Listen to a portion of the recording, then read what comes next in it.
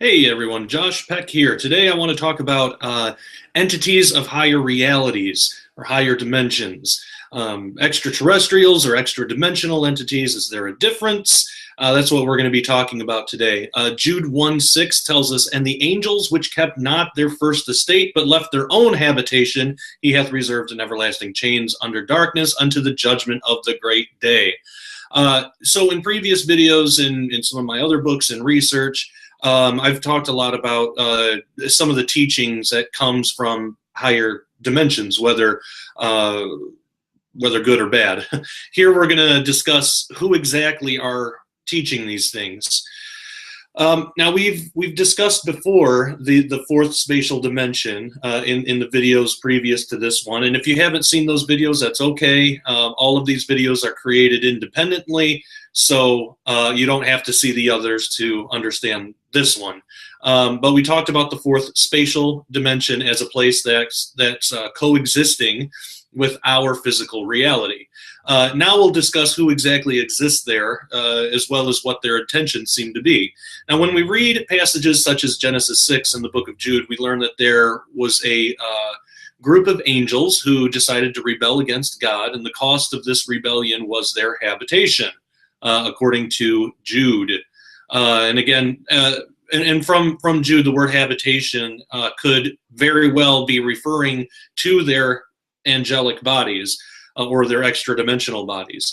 The word in the Greek is oikterion, and it could be referring to an actual dwelling, or more likely here, a dwelling for the soul, a body. So it's my belief that this habitation was, in fact, the full angelic body. And I say full angelic because it would seem that angels have access to a type of physical body while also being spiritual in nature. So this physical angelic body, it can eat, as Genesis 18:2-8 tells us. It can even wrestle, Genesis 32:22-31. It can blind people. These beings can blind people, Genesis 19:11, offer protection, Psalm 91:11-12, and give visions, Daniel 10:1-12. So angels seem to have access to these bodies to be able to operate within our physical three-dimensional existence. So since this seems to be the natural side of God's angels, to be able to operate both in heaven and earth, it's reasonable to assume fallen angels had the same capabilities before they rebelled against God. However, as Jude tells us, they gave up their own habitation. It's possible that this is referring to their full angelic, meaning physical and spiritual, or fully extra-dimensional body. And since they fell, they have been confined to their physical angelic body. Now, of course, Jude tells us that these angels are locked in everlasting chains until the judgment. That's at least one way to interpret that verse. Now, does that mean that every angel who fell is in everlasting chains? I don't believe that's what the text implies. When we read it thoroughly, it seems to indicate only those who committed the sin of human copulation, as described in Genesis 6, were sentenced to everlasting chains.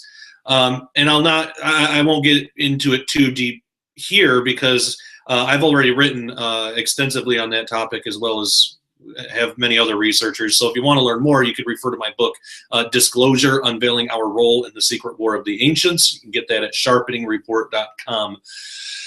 Notice, too, that Jude says that they left their estate. So this, in my humble opinion, is talking about heaven and the heavenly hosts. We also read in Revelation that Satan and his angels are cast to the earth.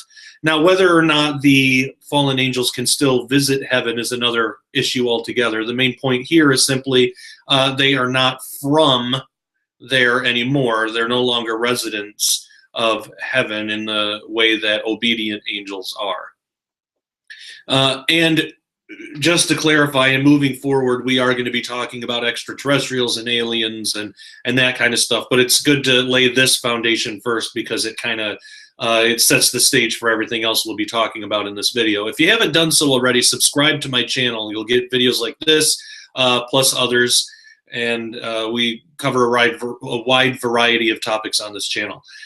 So so we read in Revelation that Satan and his angels are cast to the earth, and that gives us an in-between to deal with. The fallen angels fell from their first estate, meaning they're no longer residents of heaven. We also know they will be cast to earth someday, meaning they're not confined here now. So where are they? And that's a question that bears some level of speculation. It's my belief that the fallen angels reside in what I've been calling the fourth spatial dimension, and quite possibly even higher dimensions than that. If in a higher dimension, I believe this could have to do with their rank as described in Ephesians 6. And again, for more information on that, you could refer to my book, Spiritual Warfare Against the Satanic Government. And again, that's at sharpeningreport.com.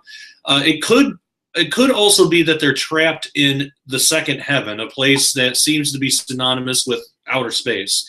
Now, most likely we have a duality, two different ways of looking at the same problem with two correct answers. The Bible seems to indicate that the second heaven is in reference to outer space. We get that from Deuteronomy 17:3, Jeremiah 8:2, Matthew 24:29. Yet demons and fallen angels don't seem to be purely physical and three-dimensional when considering just about every description of them throughout the Bible. And I say demons and fallen angels because I do believe the two are different beings altogether. However, that's speculative. And again, for more information, you can read my book, Disclosure, at sharpeningreport.com. Now, this leads me to believe that they still have access to higher dimensions and yet remain in an area above Earth when not interacting with us or our physical reality. Now, there's this idea that we're supposed to be prepared to give an answer, to provide an answer, so I'm hoping that we can do that here. There's a commonly held belief within the church that fallen angels and demons are responsible for the so-called UFO phenomena of our day. Most churches will just stop there. A few go even further to explain how Genesis 6, Jude, and parts of Revelation fit in, and I deal with that more in my book, Disclosure. However, here I am assuming most who are watching this will at least be somewhat familiar with that. But if not, that's totally fine. You can check out my other videos. I talk about it quite a bit. So when we look at Christians and non-Christians as a whole, it would seem the majority believe UFOs are caused by something physical, such as an extraterrestrial life, rather than something spiritual. For the non-Christian, there's no theological problems with this. However, this presents a problem for the Christian. If extraterrestrials exist, where are they in the Bible and how do we deal with them? How are we supposed to think about them? And I believe most people watching this video will have a fair grasp on how to handle this problem biblically. As stated earlier, most would point to Genesis 6 to start, explain the similarities between angels and supposed extraterrestrials, and show how they could very well be the same thing. This could have some impact on open-minded Christians and perhaps an extremely open-minded non-Christian, but what about the rest? The majority of non-Christians aren't going to view the Bible as an authoritative source of truth, so what are we to do? The answer, in my opinion, is to meet them on their own terms. We need to find out what is authoritative to them, and most often, more often than not, it'll be something logical, which makes sense. We can use scientific language with a little bit of common sense to get the same message across, so we don't have to be super preachy about it. And for those who might be new to the channel, I am a Christian and I handle things from a Christian perspective, but that by no means excludes people of other religions or atheists or people who don't have a belief system. So I'm not super preachy about this stuff, but I will, I'll provide the truth as I see it, and it'll be up to the viewer to make up their own minds. Now, before getting too heavy into showing how to go about doing this, we should define a few terms. Probably everybody reading this is at least familiar with the terms extraterrestrial and interplanetary. But just to be safe, we can look at the dictionary definition of each. So extraterrestrial, it is, and actually here I can I'll turn the screen share on now so you can see what I'm looking at. These definitions here. It might be easier to be able to read along. Okay. So here's extraterrestrial. It's an adjective, means outside or originating outside the limits of the earth.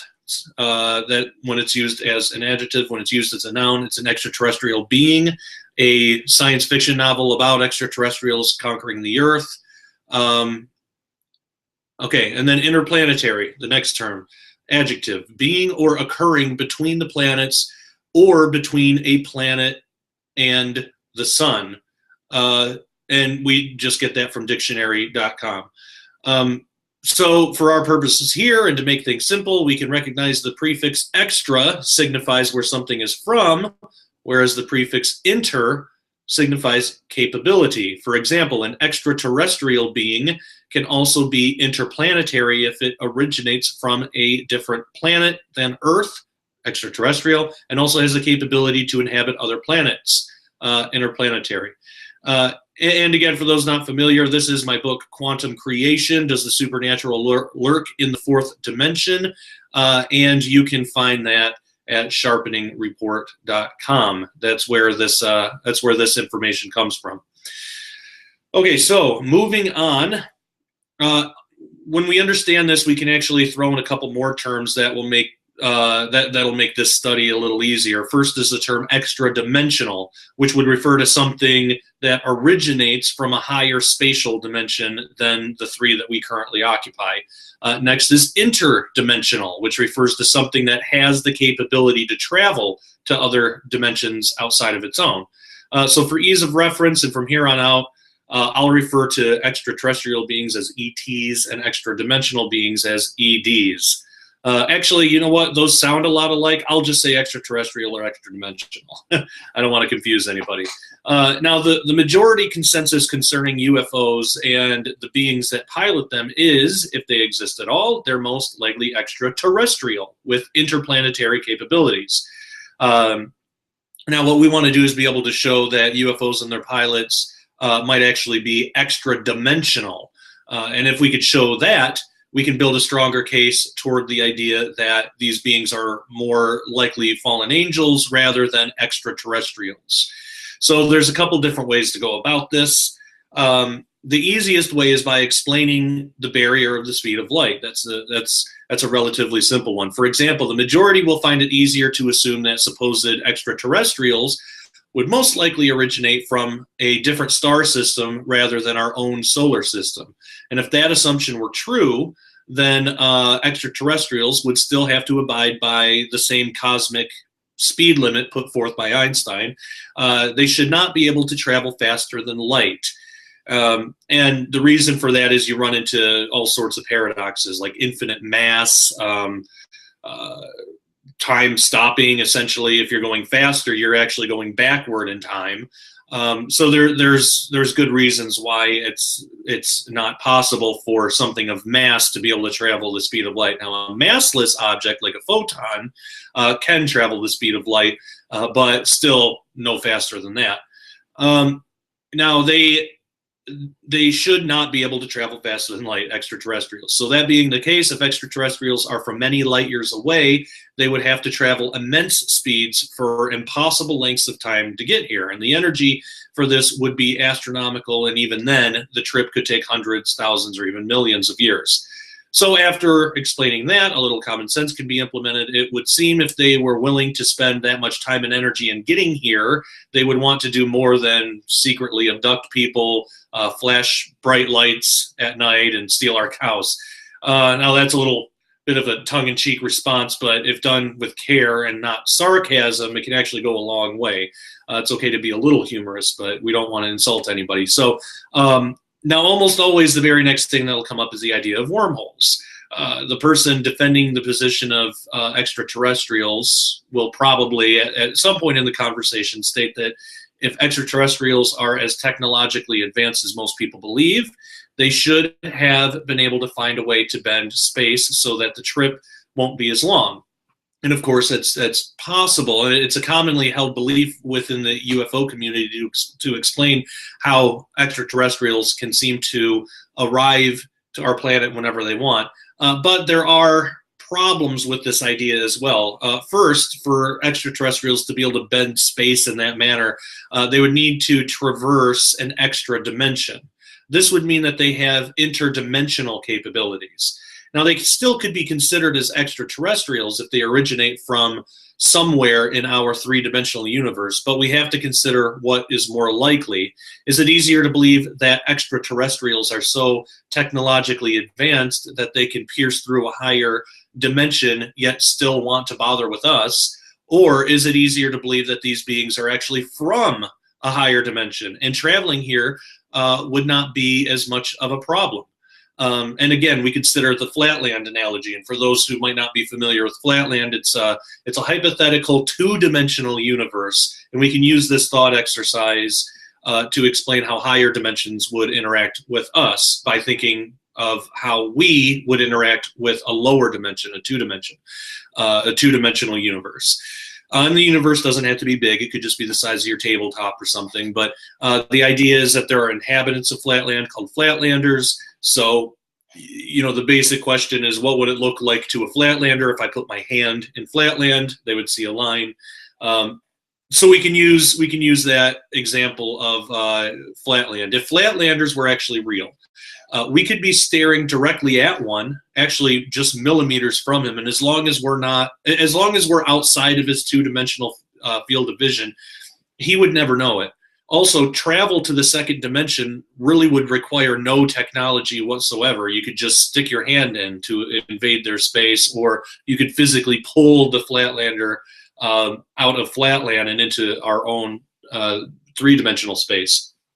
So does that mean that creating a wormhole or using a natural black hole or something to travel vast distances is impossible? It really all depends. With our current level of technology, to create something like that, it is impossible. Even with theoretically advanced technology, it's incredibly improbable. And actually, there's a quote from Michio Kaku here. He says, "However, with the wormhole and multiply connected spaces, we are probing the very limits of Einstein's theory of general relativity. In fact, the amount of matter energy necessary to create a wormhole or dimensional gateway is so large that we expect quantum effects to dominate. Quantum corrections, in turn, may actually close the opening of the wormhole, making travel through the gateway impossible." And that comes from Michio Kaku's book, Hyperspace, specifically page 231. Now, many times a person defending the extraterrestrial position will want to use percentages and probabilities in their approach. And I'm sure we're all familiar with, the argument, there are so many stars in the universe, it's next to impossible that not one has a planet with life. That whole argument. Now, when this comes up, we got to remember that we aren't debating the existence of life in the universe. What we're trying to do is show that the UFO phenomena that we're familiar with is caused by extra-dimensional entities rather than extraterrestrial entities. And keeping that in mind, as well as the high improbability of wormholes, we can use the same tactic to show our point. We just have to ask, what is more likely? Does it seem probable that physical beings have been able to harness such immense energy, found a way to get around Einstein's theory completely, or can somehow survive the crushing force found within a black hole or black hole-like conditions? Or is it more probable and a simpler explanation that these beings are extra-dimensional? Which means none of these limitations would apply to them because they originate from a place of different physics than our own. A person really can't have it both ways. Either they have to admit the probability of what you propose is much higher, or they have to admit probability shouldn't factor in at all, thereby destroying their own argument. So either way, you're one step closer to opening this individual up to the truth. Now, the last thing that I'll bring up in here, or at least just for this part of the video, is the technology aspect, because it comes up a lot. It seems most individuals supporting the extraterrestrial position will accept the notion that extraterrestrials possess near godlike technological capabilities that can get them out of any physical limitation. Now, there's evidence to the contrary, however, showing these entities might not be as technologically advanced as they claim. And actually, in a paper published in the Journal of Scientific Exploration, UFO researcher Jacques Vallée gave a few reasons why he believes UFOs are not extraterrestrial in origin. And in writing this, Jacques Vallée was coming from a secular worldview, so not a biblical worldview. He wasn't proposing anything from a Christian perspective. Vallée drew his conclusions based on the evidence he collected from various witnesses and other sources. He did not have what some would call a Christian agenda. So the entire paper is really fascinating and spectacular, given the end result goes against the grain of the mainstream view. Jacques Vallée makes mention of 5 very good reasons against the idea that UFOs are extraterrestrial in nature. And I'm only going to mention a couple of them here, but I would suggest checking that out. And if you're interested, it's called 5 Arguments Against the Extraterrestrial Origin of Unidentified Flying Objects. It was published in the Journal of Scientific Exploration, Volume 4, number 1, page 105 to 117 in 1990. So check that out. Now, one of the strongest points that Vallée makes is that of the aliens' physiology. They generally appear humanoid, meaning they have a head, body, 2 arms, 2 legs, and are bilaterally symmetrical, meaning the left side looks like the right side. Vallée suggests that the fact something like this would happen under the current understanding of Darwinian evolution should stretch our understanding of biology past the limits. In other words, given all the factors that Vallée lays out, it would be next to impossible for something so similar to evolve on a different planet than our own. And if we consider that logically, Vallée has a point. How many humanoid creatures exist on our own planet compared against all creatures that don't possess a humanoid appearance? You could even just think of insects. You know, there's a lot of them. But again, it comes down to probability, and Vallée poses that chances are astronomical at best. And of course, if you're a Christian who doesn't believe in Darwinian evolution, that's okay. If you're speaking to somebody who does, you can, again, meet them at their own terms, and that's fine. So another point Vallée brings up is that of abduction reports. He shows how a majority of abductees claim to have intrusive medical procedures done on them by aliens while aboard a craft. These medical procedures are usually incredibly painful, even to the point of leaving physical abrasions the next day. Many times the abductee's memory will be wiped clean, but it has been shown that through hypnosis, some of those memories can be retrieved. Vallée puts forth the observation that today, on our planet and in our culture, we have the medical advances available to us to be able to perform the same medical procedures without causing any pain to the person involved. We have things like anesthesia that can be used to ensure the person doesn't suffer and won't remember what happened. No amount of hypnotism will, like, for example, I have a rare bone disease and I had to have a hip replacement a couple years ago, and they put me under anesthesia. Now, of course, I could go through hypnotic regression, but I'm not going to remember the surgery because I wasn't conscious. There's nothing to retain. So we have that level of technology. Now, these procedures, they can be done without leaving abrasions or scoop marks that abductees have reported.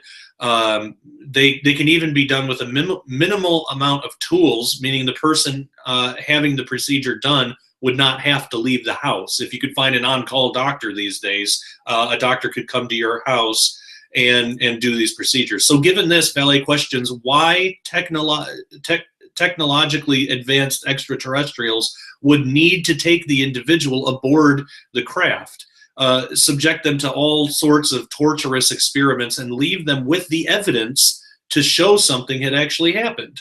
If extraterrestrials were technologically advanced enough to get here from another planet, why are they lagging so far behind in their medical field? Perhaps it makes more sense that these beings are actually extra-dimensional entities who require no such extensive technology to travel here and are malevolent enough to not care about the well-being of those they abduct and want to leave just enough evidence behind enough times with enough people to plant the idea in the minds of the general public that these things are actually happening. In a sense, they want to be caught. Now, considering these beings as extra-dimensional, that will show their level of technology. It's still above our own. However, it seems to be lacking in certain areas that don't benefit them directly. If these beings are strictly malevolent in nature and self-serving, they would not care to progress their technology to make the abductee comfortable or at ease. They would only progress their technology to suit their own needs, and that seems to be the case with UFO phenomena.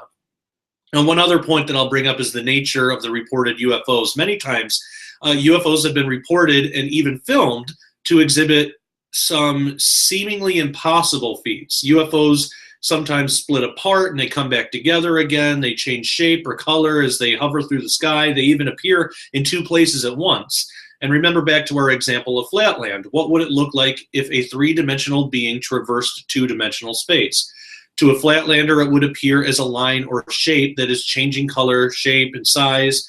The three-dimensional object would appear and disappear, be in more than one place at one time. Think if I stuck two fingers in Flatland and moved them around. To a Flatlander, those two circles would look like they're moving independently of one another, but it's actually two parts of one larger construct.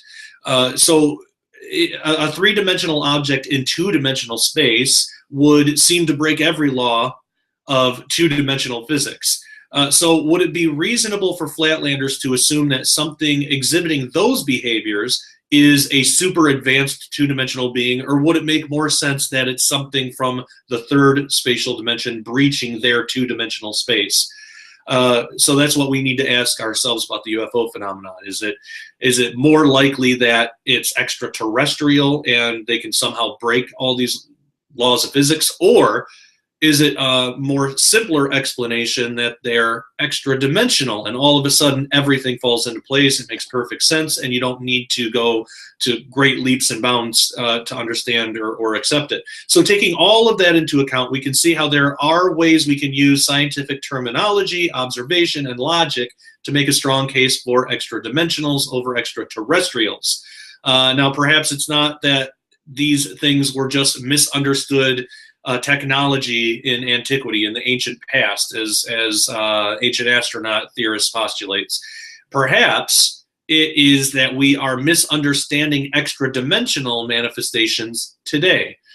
So after showing all that, it's just a matter of explaining how these manifestations are talked about in ancient texts of the Bible. You can also use what we learned in some of the earlier videos to explain why it seems extraterrestrials always preach a New Age theology. Quite simply, it's because they are the same beings who originally perpetrated it ages ago. An individual who's heavily invested in the ETH or extraterrestrial hypothesis most likely won't be convinced after one conversation. But I mean, and that's not insulting anybody. It's just we as humans are generally we're set in our ways. But it might be enough to at least plant a seed. And, if we're being honest, we as Christians are certainly like that as well. It would, even admitting it to myself, it would take a lot more than one conversation with an atheist to convince me of their beliefs. So that's not insulting anybody. That's just the way it goes. Now, extraterrestrials in Hollywood, one of the latest and strangest phenomena that has been exponentially hitting our culture and really the world is the immense coverage and fictionalization of extraterrestrials in movies and television shows. It's a widely popular topic that earns a lot of money worldwide, and there are countless television shows today popularizing the idea of extraterrestrials coming to Earth and commingling with humanity. Everything from Ancient Aliens on the History Channel to Star-Crossed, which was a CW show on the CW network, but it covered that same idea. It got canceled, as shows that aren't very good do. But for us who recognize this topic for what it is, Genesis 6 immediately comes to mind. It seems like we're being prepared for something. It seems like the powers that are the powers that be are preparing our minds for an eventuality. And it's my personal belief that the popularity of this subject, along with certain biblical and eschatological, interpretations, are no coincidence or chance happening. Now, in deciding who I wanted to interview somebody about this, and in deciding who to interview about this growing trend in Hollywood, I had a lot to consider. With topics like this, I think it's best to start as close to the origin as possible. Now, of course, this all started way back in the time of Genesis 6, and I certainly can't, interview someone from that time. So I had to think about my own journey, and I had to ask myself, when was the first time I saw this type of thing popularized in media, aliens cohabiting with humans? And my mind instantly jumped to a television show that was really popular when I was a kid. The show was called Alien Nation. Some of you out there might remember this, and it dealt with topics concerning the sociological issues surrounding the integration of an extraterrestrial race with humanity. And as a child, I remember really, really loving that show. It was a good show. Now, later on, I discovered a show called V. Some of you might remember that. And I soon found out that both shows, as well as many others, were created around the same time and by the same individual. So that led me to the question, how did all of this biblical eschatology get mixed in shows like this, especially given how early on they were created?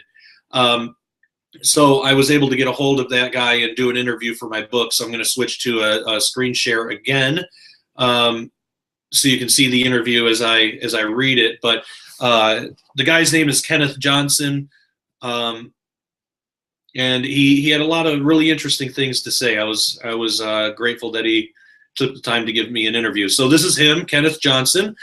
He's a producer, director, and writer for movies and television. He's the creator of V, Bionic Woman, Alien Nation, The Incredible Hulk, and other Emmy award-winning shows. He's the winner of the prestigious Viewers for Quality Television Award, multiple Saturn Awards, the Sci-Fi Universe Life Achievement Award, plus nominations for Writers Guild and Mystery Writers of America Award, among many others. So in researching for this book, and again, this is Quantum Creation, but in researching for this book, I decided to contact the creator of these shows, a man by the name of Kenneth Johnson, and ask questions that would hopefully lead to an answer for the integration of biblical and eschatological themes. So, to my delight, Mr. Johnson agreed to an interview for this book. Also, as an added bonus, Mr. Johnson proved to be incredibly forthcoming and helpful with his answers. While I do not personally agree with all of his views concerning religion, I would still like to state my heartfelt appreciation to Mr. Johnson for his honesty and willingness to take part in an interview such as this. The interview with Kenneth Johnson was handled via email, so what you see included here is the full content of my questions and Kenneth Johnson's answers. Only minor grammatical errors were corrected. Nothing else was changed as far as what is revealed in terms of my original curiosity concerning biblical themes and eschatology. In television shows, I believe the interview will speak for itself. So my first question, I wrote and said, you have an impressive body of work, the majority of which is centered on directing and creating science fiction projects. What was your first introduction to the science fiction genre, and what inspired you to make a career of it? To which he replied, I never intended to have a career in science fiction. I've done many projects that were not in the area of sci-fi or even speculative fiction, but with my first major success creating The Bionic Woman, Hollywood was eager, as always, to find the best pigeonhole. I read a much greater spectrum of literary work throughout my youth and was trained in the classic theater at Carnegie Mellon's famous Department of Drama. I have tried to imbue all of my work in the sci-fi area with the traditions I learned from that classic literature. So then I asked, you are usually most recognized in the sci-fi community for your creation of V, the original miniseries. And interestingly enough, V was not originally meant to be a sci-fi production. Can you speak about your original vision for V, how it became science fiction, and how much of the sci-fi elements after the conversion you were personally responsible for? To which he replied, as is fairly well known, I was inspired by Sinclair Lewis's 1930s novel, It Can't Happen Here, to create a work where suddenly in contemporary America, we were living under a totalitarian regime. I wanted to explore how ordinary people would react to extraordinary circumstances. The original project was entirely Earth-based, about a grassroots fascist takeover of our country by impassioned people living here. NBC loved the idea but wanted an outside force to be responsible for the takeover. I did not believe any nation could accomplish such a power grab, and we ultimately decided that it should be a supremely powerful force from another world. I thus was responsible for creating that alien force and determining all the characteristics of their race and society. Then I asked, it seems many of the projects you have been involved in have to do with themes concerning extraterrestrial life. What are your personal beliefs, views, opinions about the existence of life elsewhere in the universe, and have any of your personal beliefs been reflected in your work? Kenneth Johnson replied, to set the record straight, all of my projects have to set the record straight, of all my many projects, only 2 have dealt with extraterrestrials. V and alienation. My feeling is simply that the universe is so incomprehensibly vast that to presume we are the only sentient creatures is the height of human egoism. So then I asked, have you or anyone you know ever experienced or witnessed anything that would be considered extraterrestrial or paranormal before, and if so, has it motivated your work in any way? To which he replied, nope. So, pretty straightforward. So then, my next question, there is a widely accepted and growing belief in the ufology community about a species of extraterrestrial known as reptilians, usually referred to as the most feared, powerful, and even evil species of all known extraterrestrials. This belief sometimes even states the reptilians are living on Earth disguised as human beings. Were you or anyone involved in the creation of V aware of the belief in reptilians? Did it play a part in deciding the V aliens' appearance? And if not, what was the original inspiration to make the V aliens reptilian under human skin in appearance, as opposed to other looks more popular at the time, such as the Greys or Little Green Men from Mars look? To which he replied, George Burns once told me, when you're going to tell a lie, put as much truth in it as you can. In V, it is literally stated by the anthropologist Robert Maxwell that a reptilian race could easily have evolved right here on Earth, because until 65 million years ago, the reptiles ruled. Then the great meteor impact altered Earth's climate, and the biggest and smartest died off. Then I asked, what part, if any, did you have in the television remake of V? To which he replied, none. I received a created by credit because per the WGA agreement, all writers and studios are subject to. Warner's was obligated to list that credit. I had no input in the 1985 series, nor the short-lived 2009 version. Then I asked, was the remake of V portrayed to your liking, and what would you have liked to see done differently? He replied, I only saw the pilot. It was not at all my cup of tea. I was very pleased that they had not used any of my original characters or storylines. The viewing audience, unfortunately, was not pleased, and the excellent first night ratings dropped like a rock the second week and continued to fall off in what Fortune magazine characterized as a precipitous decline. Then I asked, you were one of the first to acknowledge the potential social issues connected with the cohabitation of humans and aliens with alienation. What was your motivation for addressing these issues? To which he said, I was raised in a very bigoted, anti-Semitic household, and for some reason I never bought into it. Throughout my career, I have tried to seize every opportunity to chip away at such intolerance and prejudice.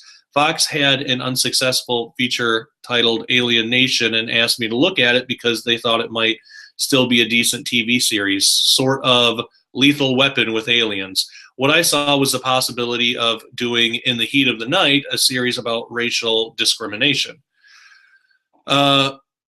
So then I asked, serious talks of the social, political, and spiritual issues connected with alien-human cohabitation and breeding are increasing in popularity today and are constantly being addressed in television shows such as Ancient Aliens. What are your thoughts on this growing trend? And being you were one of the first in the entertainment industry to bring these ideas to light, have your personal views on alien-human cohabitation and breeding influenced any of your work? If so, in what way? And he wrote, see above, and also note that in my novel, V, the Second Generation, I created an entire subspecies of visitor human half-breeds so that I could continue to explore and condemn intolerance. So then I wrote, in the field of eschatology, especially in the Bible-based Christian community, there is a growing belief that deceptive fallen angels masquerading as extraterrestrials will be a fulfillment of Bible prophecy in the very near future. Within this community, some have noted that shows such as Alien Nation and especially V contain many specific themes, elements, and even minute details that directly line up and agree with their pre-established interpretations of Bible prophecy. Were you aware of these prophetic interpretations? Are the numerous and specific similarities just coincidence? And have you used the Bible or any other kind of spiritual outlet as inspiration for any of your work? Kenneth Johnson wrote, certainly biblical references and all other similarly mythological writings have had various influences upon me and most writers, but there has never been any conscious research or desire on my part to align with or reflect any religious dogma. My personal feeling is much in line with John Lennon and the legions of others who believe that virtually all religion has provided most of the darkest chapters of misery and murder in all of human history. I would urge all people to read The Age of Reason, written by the great American patriot Thomas Paine in the 1790s. An honest assessment of that short work will cause a thinking person to totally reevaluate giving credence, faith, and, oh yes, money to any religious creed or sect. So then I asked, there were talks about the possibility of you creating a new V movie. Is this project still a possibility? And if so, where can people find more information about you, your work, and future projects? He says, yes, we are working hard to get a remake of my original V before the cameras as a major motion picture. It would be the first of a trilogy. See the information at www.kennethjohnson.us. So a very special thanks goes out to Kenneth Johnson for sharing his unique perspective and experience in this interview.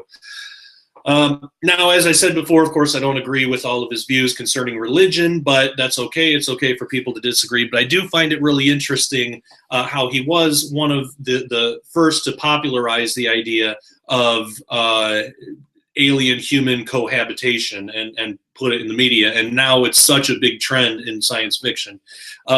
So that's why I wanted to include that in the book. Well, we have covered everything that we're going to cover in this video. So I'm curious to know what you think. What do you think about this growing trend of extraterrestrials? Do you think that the extra-dimensional hypothesis is a better hypothesis than the extraterrestrial hypothesis to explain UFOs? Have you yourself had a UFO experience, or do you know somebody who has? I'm the type of person that I believe that kind of stuff does happen. My wife actually had a UFO experience. And if you want to hear about that, you can find that on my YouTube channel as well. Make sure you subscribe. I would love it if you would subscribe and continue watching these videos. And you'll find all sorts of stuff on my channel. We do the Sharpening Report. We have 120 episodes of that, which is an interview show. We bring on really interesting guests who have written books or made movies that talk about these types of things. So make sure you check that out. I also have a lot of daily videos that covers a wide variety of scientific and religious topics. So make sure you subscribe and leave a comment below. I like to encourage feedback and good conversation. So all that being said, thank you for watching. Take care and God bless.